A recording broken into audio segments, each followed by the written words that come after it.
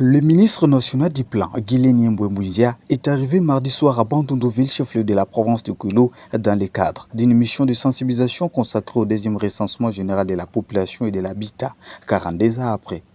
Accueilli par les autorités provinciales et une foule nombreuse, le ministre a été conduit à la salle des réunions du gouvernorat où il a immédiatement entamé une séance de travail avec les responsables politico-administratifs de la province. Au cours de cette rencontre, le coordonnateur national du RGPHD a présenté les principales étapes de cette opération d'envergure nationale. Il a expliqué le processus de cartographie, le recrutement et la formation des agents recensaires, le déroulement de la collecte des données ainsi que le traitement et la publication des résultats. À cette séance d'information a réuni notamment les ministres provinciaux, le maire de Bandundu, les bourgmestres des communes, les chefs de division et les administrateurs des territoires du Kouilou. Prenant la parole, le ministre du Plan Guilénien Mboué a souligné que le recensement constitue un outil stratégique pour la planification du développement du pays.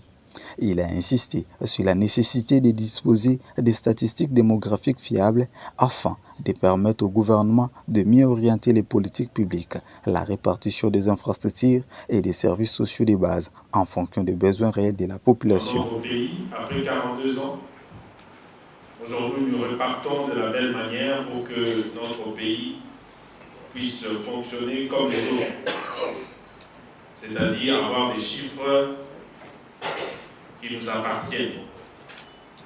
Pas que les partenaires qui viennent de l'extérieur du pays qui nous disent combien nous sommes. Nous voulons avoir des chiffres à nous pour que nous puissions faire nos propres analyses et qui nous permettent de mieux gérer notre pays, nos provinces, nos territoires.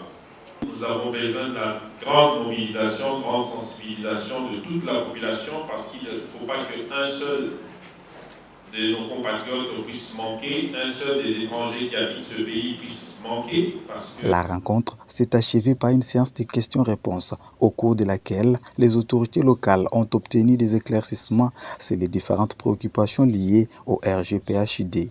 Ces échanges ont permis de dissiper les malentendus et de renforcer l'adhésion des participants à cette importante opération nationale de collecte des données démographiques.